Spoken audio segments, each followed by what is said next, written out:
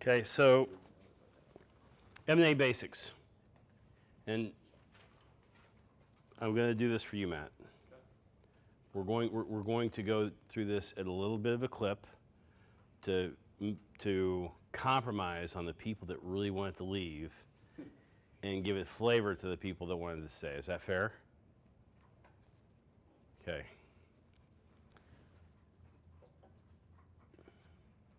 Okay, so most of you may know this, most of you may not know this. How much do I get after tax if I sell my company for $1 million? And that's going to depend on the facts and circumstances. If a C corporation, and this assumes no basis in the corporate assets, no basis in the stock. If a C corp sells its assets for $1 million, the poor shareholders left with $490,000 left over. How do you feel about that, Allie? Not great. Not great. Okay, so that's a really bad spot to be in. Sale of C corporation stock after tax on $1 million sale, $700,000 assumes no basis in the stock. Asset sale of partnership or S corporation with no basis in the interest, but this assumes that every asset on the balance sheet is ordinary.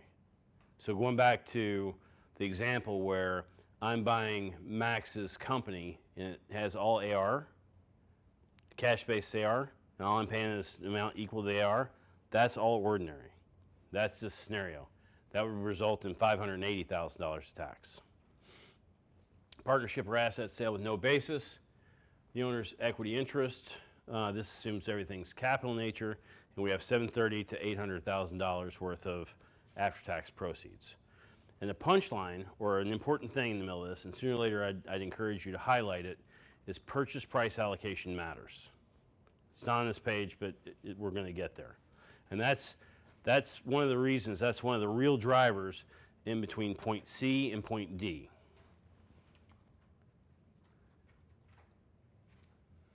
In general, what are the facts and circumstances determine after-tax proceeds? Is the transaction a C Corp stock sale, S Corp stock sale, or a partnership interest? If so, the following rates apply. Okay? And this is, again, just to be clear, this is a sale of an interest.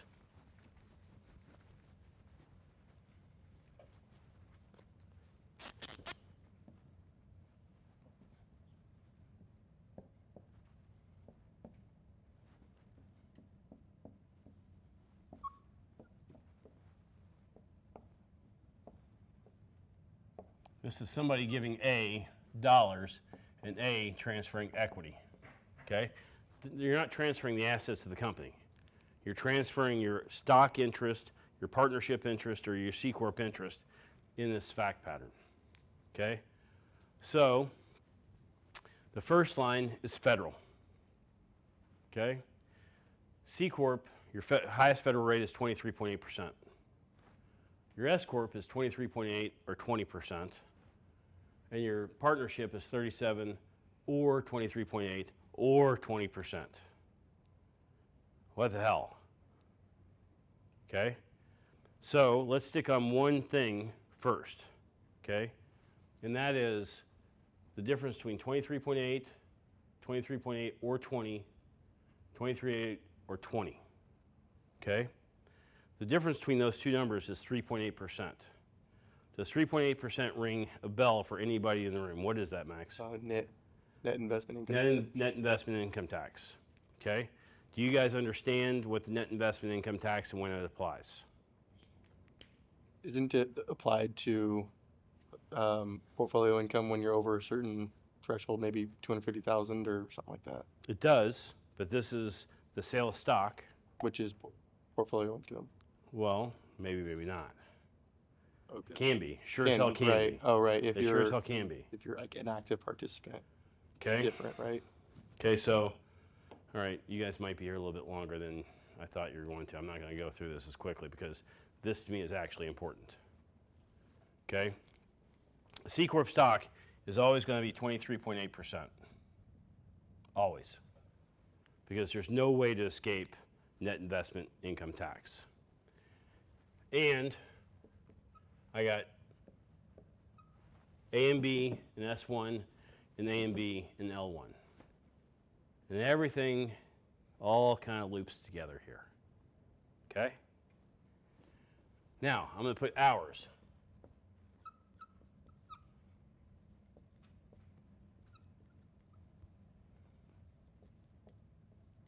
Why the hell am I talking about hours? With the passive activity loss. Passive activity. So now we have another hook in the importance of the passive activity rules. Okay? If you're passive with respect to an activity, then the net investment income tax is going to count or be inflicted on or be required for you to pay if you're passive. B is passive. So B, in this case, is going to be your 23.8% or your 23.8%. A, on the other hand, who's active in the enterprise, doesn't have to pay net investment income tax.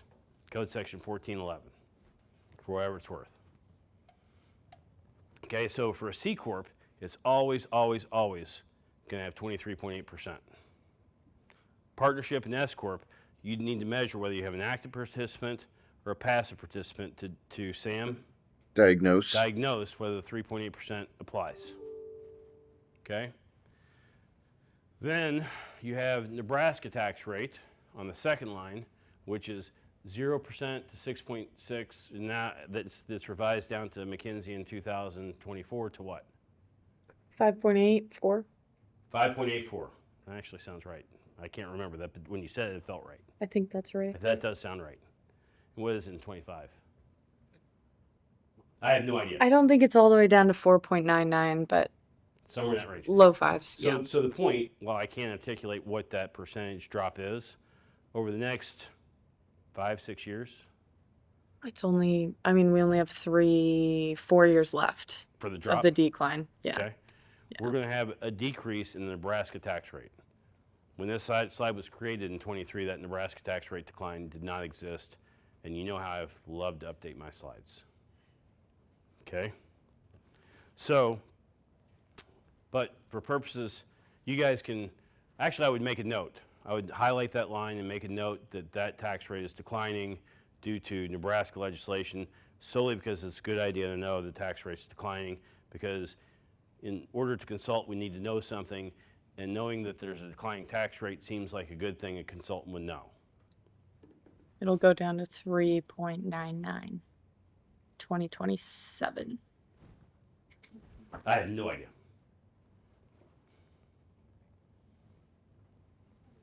2027.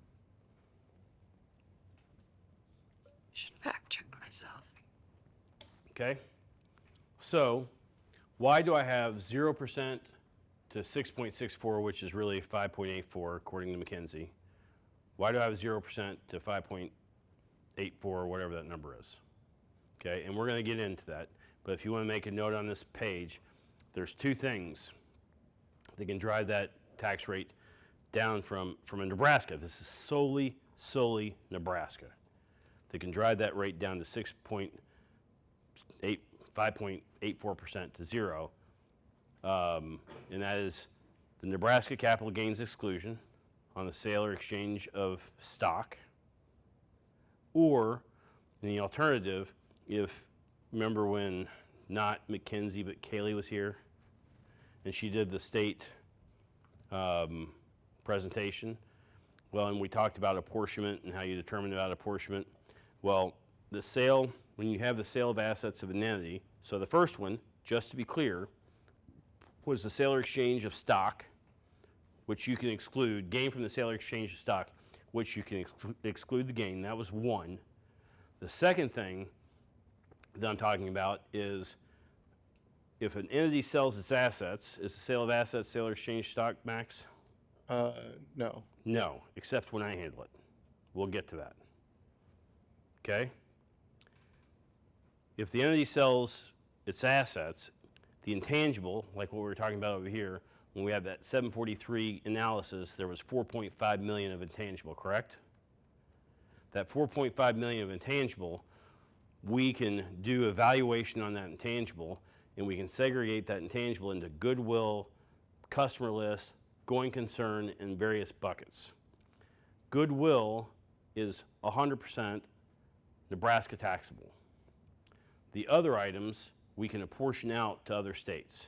So if you're dealing with an asset sale with a multi-state client, how smart are they going to look, McKinsey, if they walk into somebody's office and say, should we do a valuation on this, see if we can exclude gain? The answer should be yes. But how smart are they going to look? Not very. If they ask the Oh, if question, they ask, yeah. they look like a genius. Yeah. So if you're going to look like a genius, you should probably write down that if you have a sale of assets by a multi-state client, should we ask the question, should we do a valuation of that to get a better tax answer? That is trending towards consulting.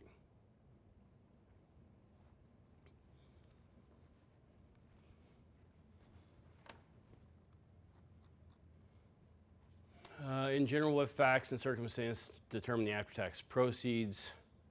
Why do the rates vary? Federal tax rates vary. C Corp stock, oh fuck, I already did this. Highest capital gains rate of 20% plus Obama net investment tax. Highest rates, maybe, maybe not, because either you're passive or active. Same for the partnership interest. Oh, and this 37% on that previous slide, which is in point 3 at the end, which says ordinary tax at 37%. Why do you think that's there, Sam? The 37% tax to ordinary rates. And we talked about 741 over here and 751. Max? Sorry, I missed what you said. Hotel guy? Chris? We were talking about hot assets. Hot assets. Okay, that's why that 37% piece is in there. We have to look through the balance sheet, into the balance sheet of the partnership, even if we're selling the equity interest. That's why we have 20%, 23.8% if we're passive, or 37% if we have hot assets, because you're going to have to recharacterize a portion of your gain to ordinary.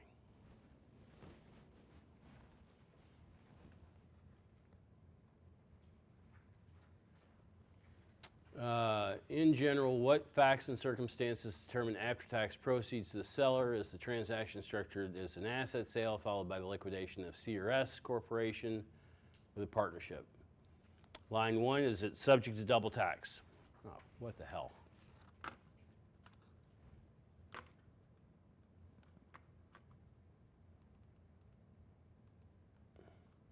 Is it subject to double tax? C Corp is yes, because the corporation is going to have its corporate level tax, and then when the cash is distributed to the shareholders, they're going to pay a tax on the surrender of their shares or a dividend, whichever the case may be. S Corp's not subject to double tax.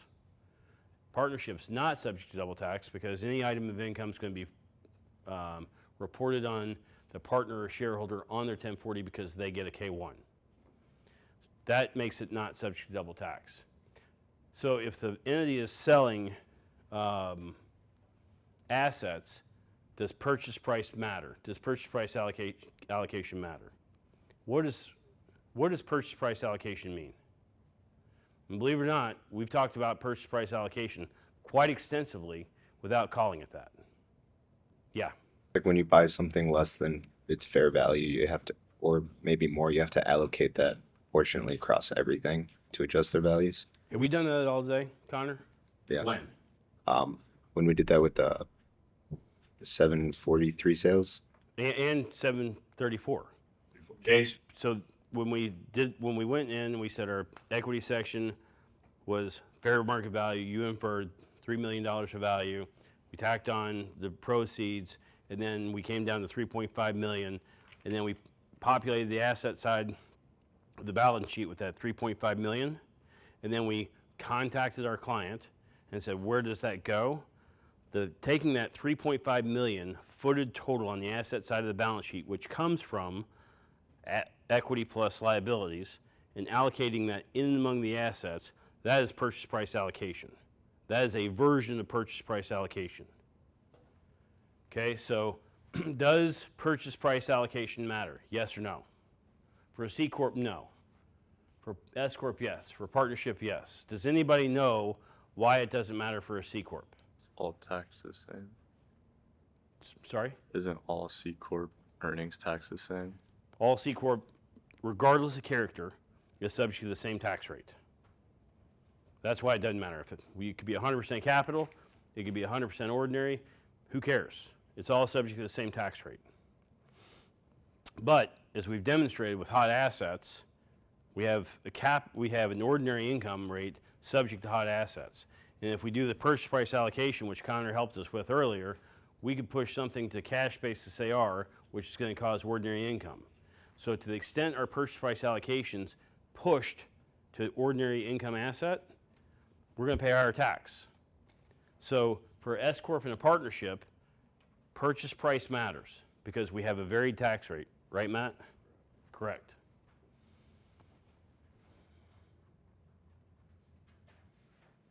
Okay, what does double tax mean? How do we get there?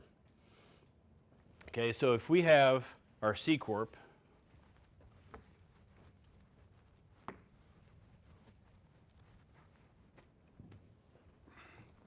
C Corp is paid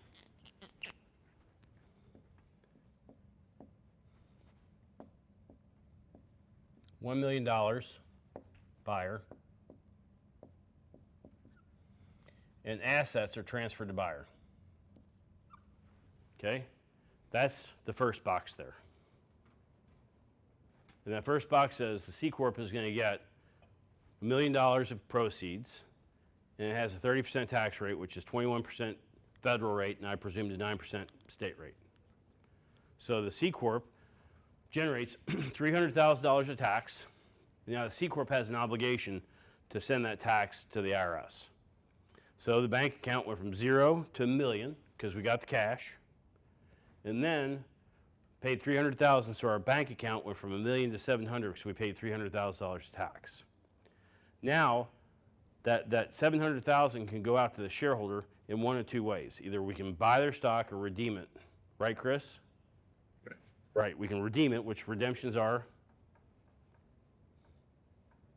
where the corporation or a partnership buys back its own equity interest.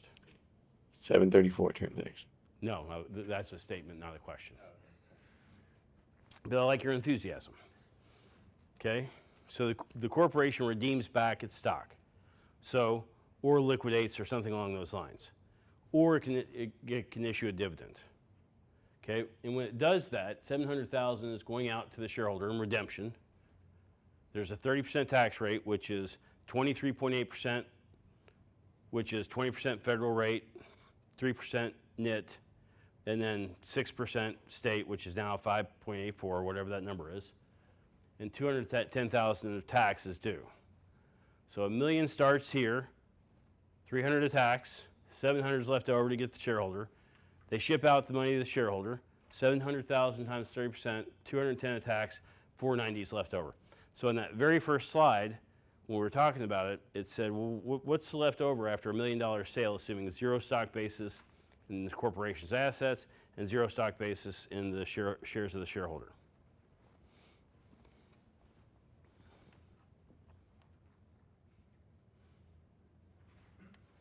Okay.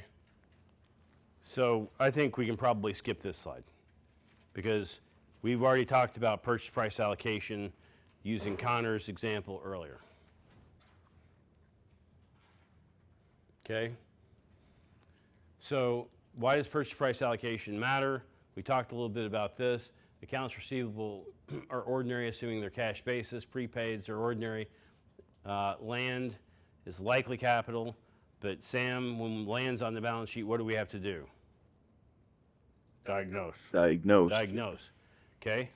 So land comes in 3 different categories, or possible categories. It could be inventory. It could be held for investment. What was that other one? We talked about it. There was a definition. It was binder 2. What is it? 1245. 1245, that's a subset. Yeah. 1231. What? 1231. 1231. It could be 1231. So it could be ordinary because it's inventory.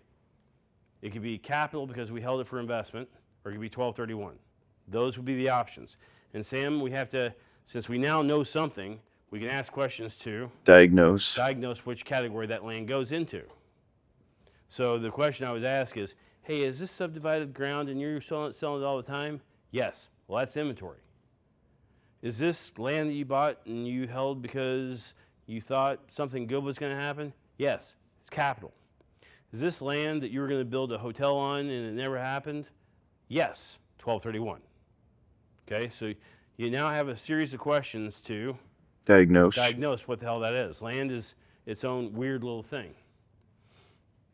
Building is, oh man, I wish I had a gift card. First person tell me, I'm going to give him a gift card. 20%, 23%, or 23.8%, or 28.8%. Somebody, oh, give it. First person. Right, but there's like a 25% tax rate plus the 3.8%. What? That's half an answer. It's for the. Oh no, he's got it. No, and then if he doesn't come out with it, Mackenzie's going to pick a number 1 through 3, and whoever you guys are going to pick a number, and we're going to get there. No, you don't get to look it up. No. Wasn't it for the 1250? Which one was it? Unrecaptured. Okay, how do you feel about that, Max? Unfortunately, pretty good about that. Okay, that's one of the reasons why. And you guys just shorted 3 a gift card. And actually, for all I care, we might short more of 3, especially since Connor. Nope, don't steal it, Max. Okay, so intangibles, 20 or 23.8%.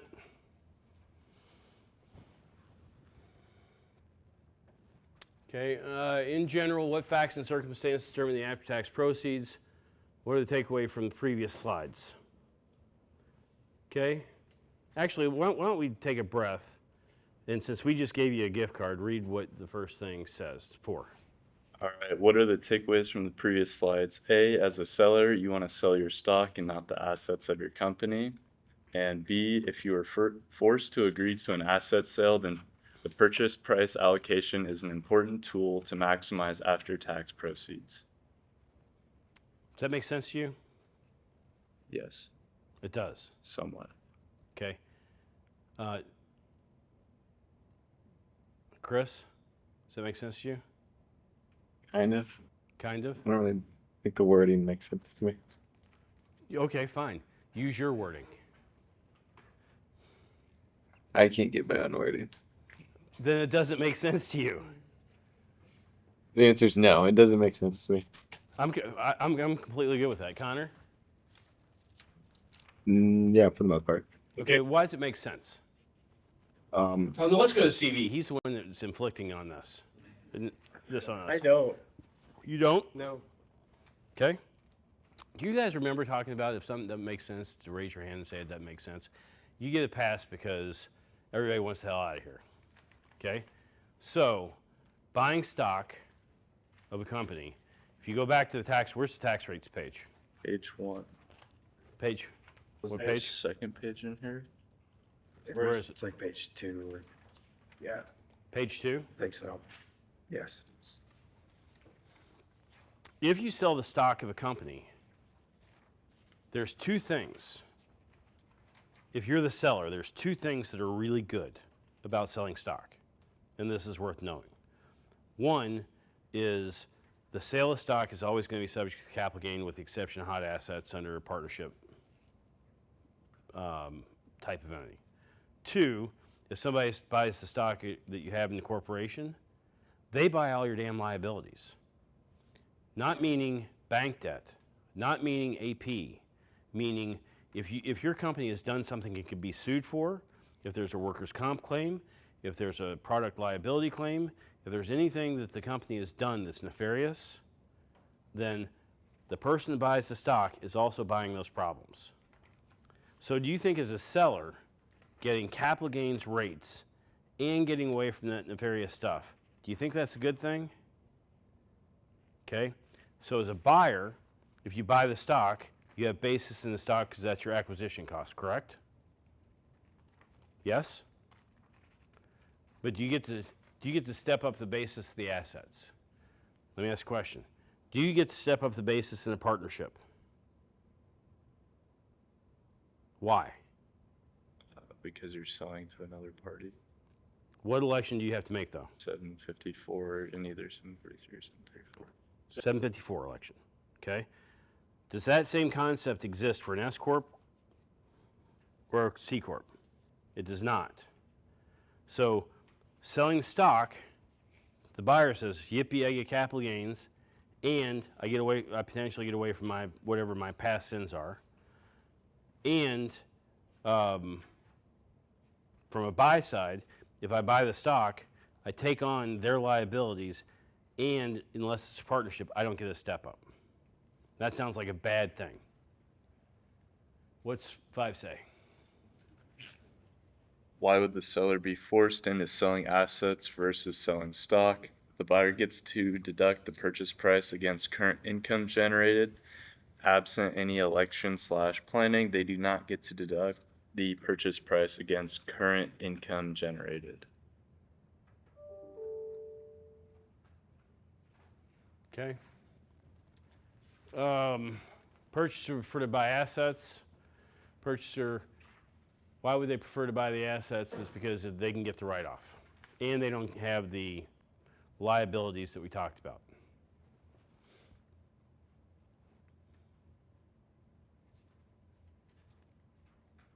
Okay.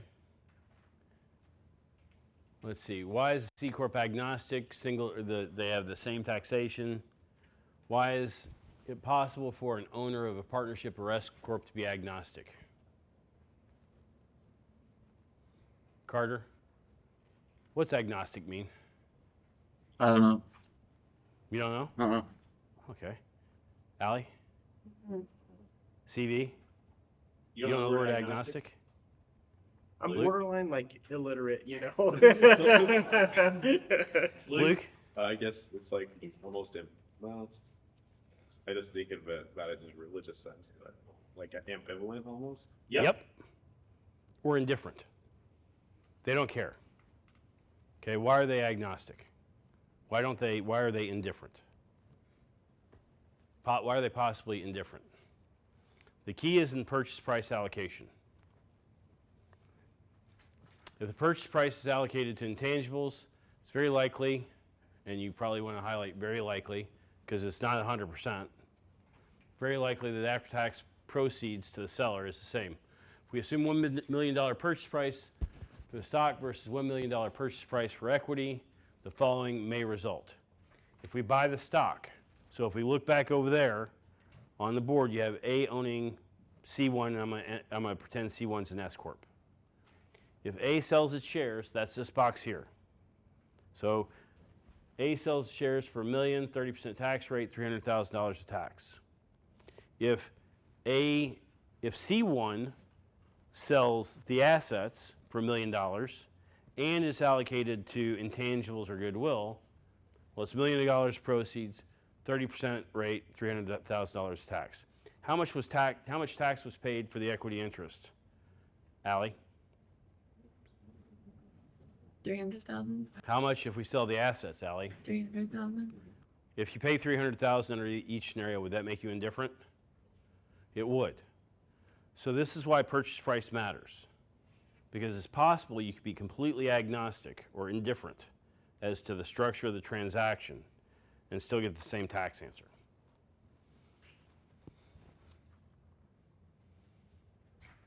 I don't care about it. There's 754, 99.6, 99.5.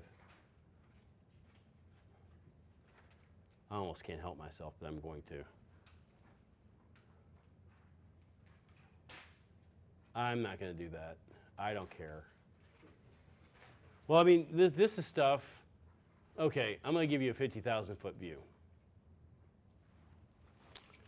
And I'm going to only pick on one item on this page.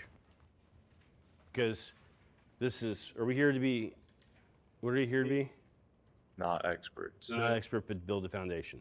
So this is 100% just awareness. In the world of tax, we play in the land of fiction all the time. And you have to know when and how to play in the land of fiction. So an example is, Carter, do you know anything about a single member LLC? A little, not a ton. Okay. Who knows something about a single member LLC? What do you got? So if Max owns a single member LLC, legally, hold an LLC unit, a piece of paper, it's a certificate of ownership, and that LLC owns ground legally, it's titled to the LLC. Who owns that legally? The LLC, Who owns it for tax purposes? the individual. The individual.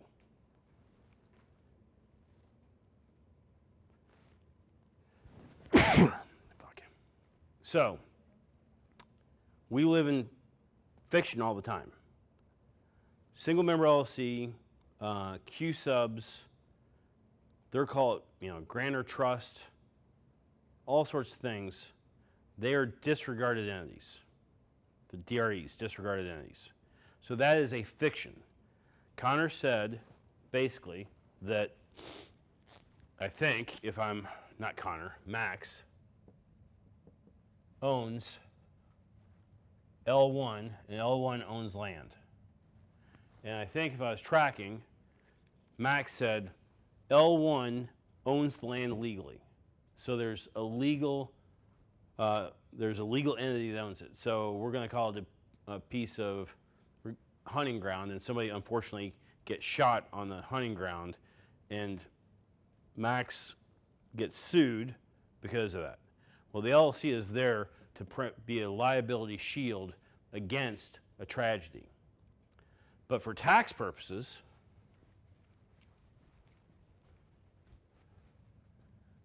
Max owns the land. This doesn't exist for tax purposes. It's invisible. It's disregarded. That's the land of fiction. And we have fictions that we confront all the time. So this 330H10 that is here is, let me ask this question.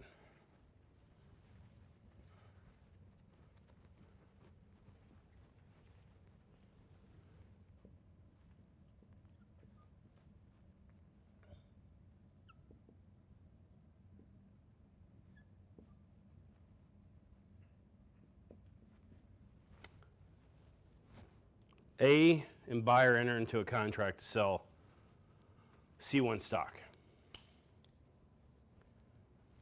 They execute on the contract, and A gets $1 million, and A transfers C1 stock. Do we have a stock sale or do we have an asset sale? Stock sales. It's a stock sale. Okay, that's 100% right. Now, there's this concept of 330H10 that says that, you know what, this is what we're going to do legally, okay? And this is legal. Max owns the land, or Max owns the LLC, which owns the land, but for tax purposes, Max owns the land. So, if Max sold his LLC interest to Matt purchased legally the LLC interest, but for tax purposes, Max sold the land. Okay, because this is disregarded.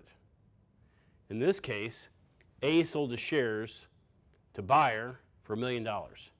This 330H10 election is a land of fiction that says, so this is legal reality, and this is tax fiction.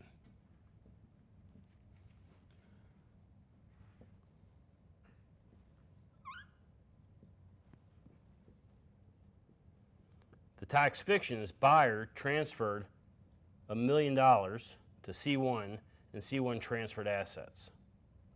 And then C1 liquidated $1 million out to A, and A surrendered the stock.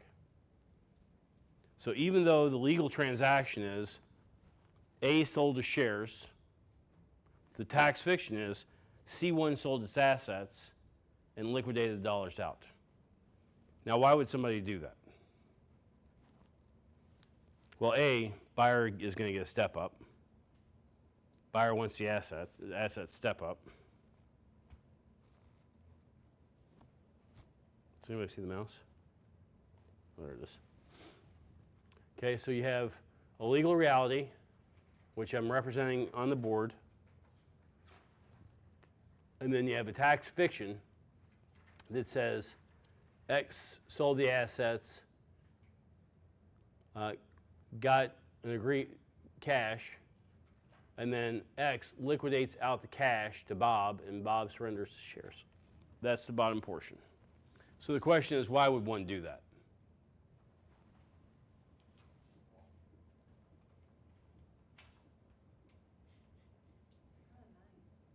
What the hell just happened?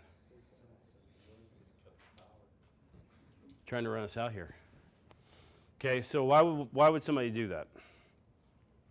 Buyer wants a step up in basis of the assets, and there's problematic assets inside the company. And again, this is getting way closer to expert, and that's why I didn't want to go down this path. So a doctor's practice has lots of Medicare numbers, and applying for those Medicare numbers is a ginormous pain in the butt. So instead of trying to reapply for all those numbers, I will buy your shares of C1 because those numbers reside in C1. And I'm going to buy C1 stock legally because those numbers are still going to reside in C1 because I legally bought C1. But since I did this H10 election, we're going to treat it as an asset purchase that I didn't buy your stock, I bought the assets, and I'll get a step up. You have problematic assets inside of C1 that make the transfer of those assets hard. That's why you would see an H10 or otherwise.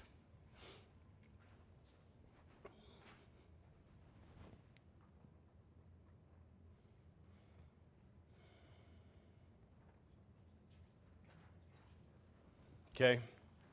Now, this is going to be the last thing that we end on. Is it getting darker? The lights are going a little nuts. All right. Okay, so Nebraska residents can possibly exclude the gain from a stock sale. If Bob sells his shares to buyer, Bob possibly, and Bob's active, could have $1 million of income for federal, 20% tax rate, pay $200,000. Bob, for state purposes, has $1 million of income, 0% tax rate, pay no state tax. So he pays $200,000. If you can meet certain definitions, you can exclude the gain from the sale of your stock in Nebraska if you meet certain definitions. Okay, and those are